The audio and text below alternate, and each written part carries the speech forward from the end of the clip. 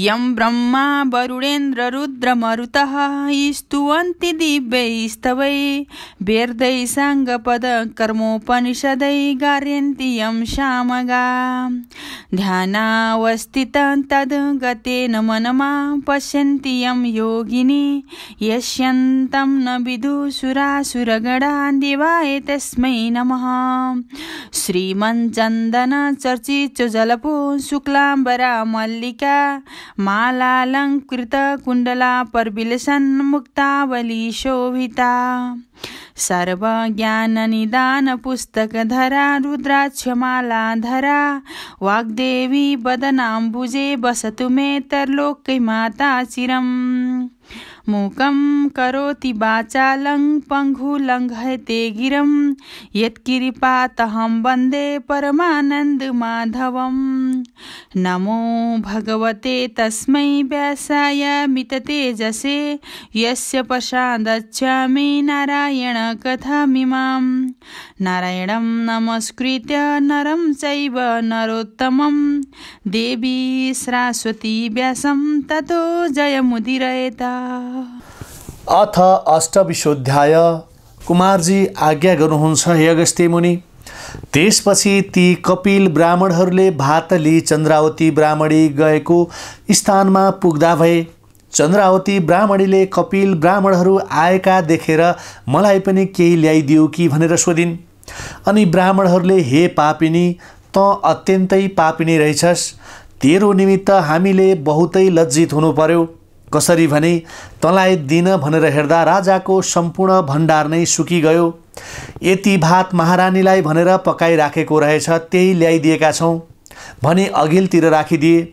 चन्द्रावती ब्राह्मणीले भात देख्नासाथ भोकले आत्तिएर तत्काल खान तयार भइन्।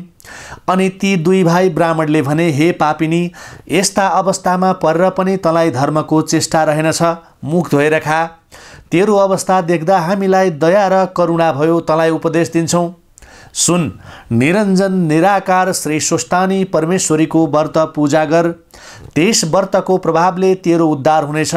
कुनै ब्रह्म हत्या आदि पाप गरेको भए पनि नाश भएर जाला, यसमा शङ्का नगर्नु। यति भनेर ब्राह्मणहरू आफ्ना घर गए। अनि चन्द्रावती ब्राह्मणीले अत्यन्त कष्ट साथ 4 हात खुट्टाले टेकेर मुख धुन भनी साली नदीमा गइन्। तर साली नदी सुक्दै सुक्दै गइन् र चन्द्रावती ब्राह्मणी नाना प्रकारले रोई कराई माथि आएर मुख नधोएरै खाऊँ भात भनी भात हातमा लिइन्। त्यो भात खरानी भयो। त्यो खरानी पनि खाऊँ भन्दा ठुलो बतास आएर उडाइलग्यो।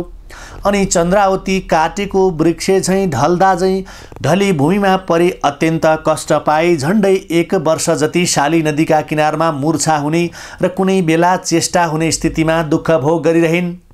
कुनै कुनै बेला चेष्टा हुँदा मैले कस्तो अपराध गरिछु भनी नाना प्रकारका विषाद गरी कष्टका समुद्रमा डुबिरहेकी थिइन्।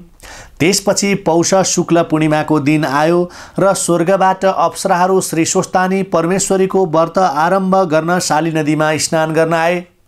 तिनीहरूले स्नान गरिसकी सूर्यलाई अर्घ्य दिई बालुवाको शिवलिङ्ग बनाई श्री जगदीश्वर महादेवको पूजा गर्न लाग्दा चन्द्रावतीले देखिन् र ती अप्सराहरूको नजिक गएर तपाईहरू को हुनुहुन्छ? देवता हौ कि मनुष्य हौ? म पापिनी हिँड्न डुल्न सक्दिनँ, कसैले केही दिँदैन, भोकी छु, अब अन्न दान दिनुहोस्। म के पापले यस्ती भएँ, मेरो कसरी उद्धार होला भनिन्। यति चन्द्रावतीले भनेको सुनि अप्सराहरू भन्दछन्, हे पापिनी, हामी स्वर्गबाट आएका इन्द्रका अप्सरा हौँ। आज पौष शुक्ल पूर्णिमाको दिन हो। हामी श्री स्वस्थानी परमेश्वरीको व्रत आरम्भ गर्न भनी यहाँ स्नान गर्न आएका हौँ। तेरो अवस्था देखेर हामीलाई अति करुणा भयो। त पनि यही व्रत गर अनि सम्पूर्ण पाप नाश भएर उद्धार होलिस्। यति अप्सराहरूले भनेको सुनि चन्द्रावती आफ्नो मनमा नै विचार गर्न थालिन्। मैले अरू पाप त केही गरेको जस्तो लाग्दैन। डोलेहरूले श्री स्वस्थानी परमेश्वरीको प्रसाद भने अनि मैले अहङ्कारले थु थु गरी कुल्चेर मिल्काएकी हुँ, त्यही पाप लागेछ। यहाँ आइपुगेर नदी तर्न लाग्दा डोलीबाट लडेको थिएँ। डोलेहरू कता गए केही पत्ता पाउन सकिन। वरुणपुरका कपिल ब्राह्मणले पनि श्री स्वस्थानी परमेश्वरीको व्रत गर्ने उपदेश दिएका थिए। अप्सराहरूले पनि त्यही भने। श्री स्वस्थानी परमेश्वरी भनेकी ठुली देवी रहेछन्। मनुष्यहरू अहङ्कारले नाश हुँदा रहेछन्। मैले पनि अहङ्कार गर्दा यो अवस्था प्राप्त गरेँ। अब म पनि श्री स्वस्थानी परमेश्वरीको व्रत गर्दछु।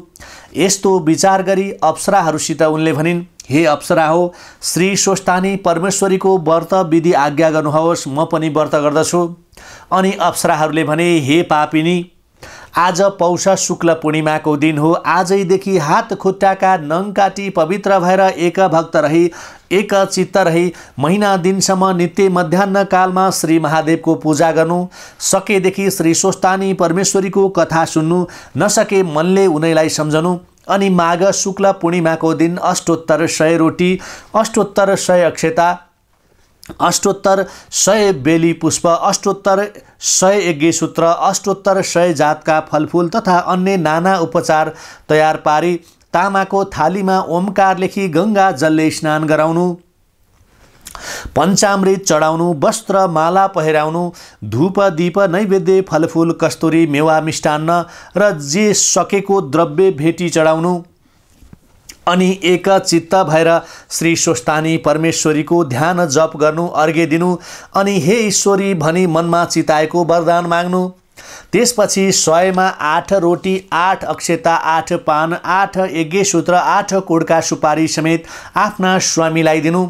स्वामी नभए छोरालाई दिनु, छोरा नभए मृत छोरालाई दिनु, मृत छोरा पनि नभए जुन कामना वा इच्छाले व्रत गरिएको छ मेरो मनोकामना पूर्ण होस्, सिद्ध होस् भनी गङ्गामा लगेर बगाइदिनु। 100 रोटी आफूले फलाहार गर्नु, रात्रिमा जागराम बस्नु, सकेदेखि रात्रिमा नाचगान र ईश्वरीको महिमा गुणगान गर्नु।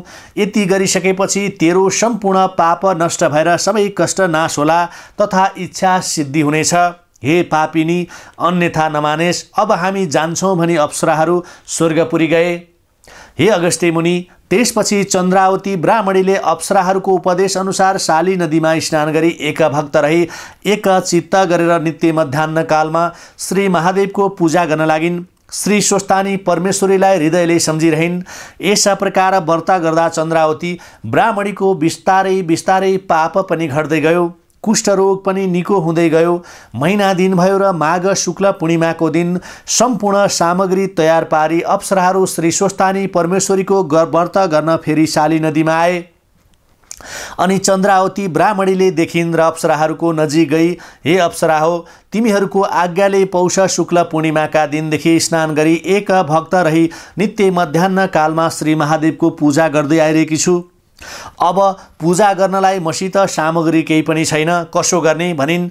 अनि अप्सराहरूले नदीबाट बालुवा ल्याएर सामग्री तुल्याई हाम्रा संसर्गमा व्रत पूजा गर भने। चन्द्रावती ब्राह्मणीले हुन्छ भनेर शाली नदीबाट बालुवा ल्याई सामग्री तुल्याइन्। श्री स्वस्थानी परमेश्वरीको व्रतका प्रभावले चन्द्रावती ब्राह्मणीले तुल्याएको बालुवाको सामग्री सिद्ध भई तयार भयो। त्यो देखेर चन्द्रावतीले मनमा नै आनन्द मानी धन्य श्री स्वस्थानी परमेश्वरी भनी अप्सराहरू कहाँ गएर बालुवाको सामग्री सिद्ध भएको वृत्तान्त सुनाइन्। यति चन्द्रावती ब्राह्मणीले भनेको कुरा सुनि तथा चन्द्रावतीको दिव्य देह भएको देखेर आश्चर्य मान्दै अप्सराहरूले भने, हे सुन्दरी, हामी तिमीलाई अघि पापिनी भन्दथ्यौँ, अबदेखि तिम्रो नाम पुण्यवती भयो भनी आफूहरूको संसर्गमा विधिपूर्वक श्री स्वस्थानी परमेश्वरीको व्रत पूजा अर्थात् साङ्गे गराए।